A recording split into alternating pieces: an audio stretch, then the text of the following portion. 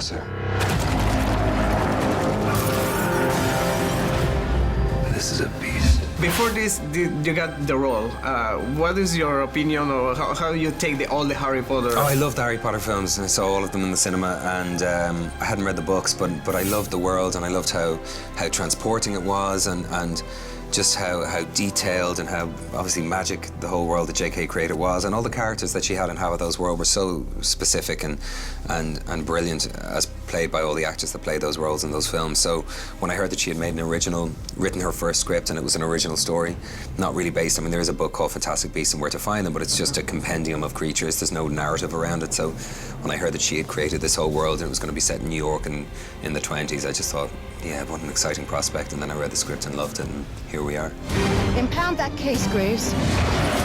Please, you don't understand. Nothing in there is dangerous. We'll be the judges of that. Your relationship with the universe of Harry Potter, how was it? You know, like the books, you're always like not interested. My relationship with the Harry Potter universe is a long-term, very committed relationship. I grew up reading the books all the time and listening to the audiobooks constantly. Did you listen to the Jim Dale or the Stephen Fry? And yeah, I just love this work in such a real and lasting way. And you know, it was a really beautiful thing for those of us who got to grow up with the characters and have the content that J.K. Rowling was giving us sort of mature with us.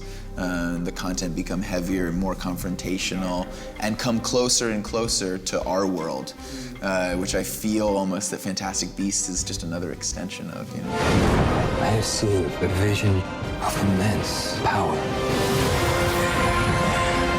How do you create a guy like this? It's like the script gives you everything? Yeah, it gives you a lot. You know, J.K.'s script has a lot of detail and a lot of intricacy, and between J.K. and David Yates and what he wanted, you know, from that character, how he thought that character served his own kind of philosophies and also affected the story. It was pretty clear to me, you know, what I should venture toward. If they succeed, we will be forced to stay in the shadows forever. And we've both lived in the shadows for too long.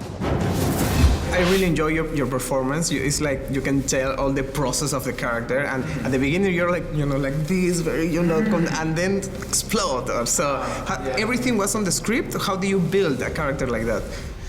For me, talking to survivors of abuse and people who live with traumas, talking to people who work with survivors of abuse and those who live with trauma, gave me an incredible system and method to organize a language of physicality to express a character, and it was really an eye-opening, amazing Because it's very process. subtle from some moments, but it's there, and you need it, man. It's like very, very nice. Wow, yeah, thank you for saying so. I won't let another one die.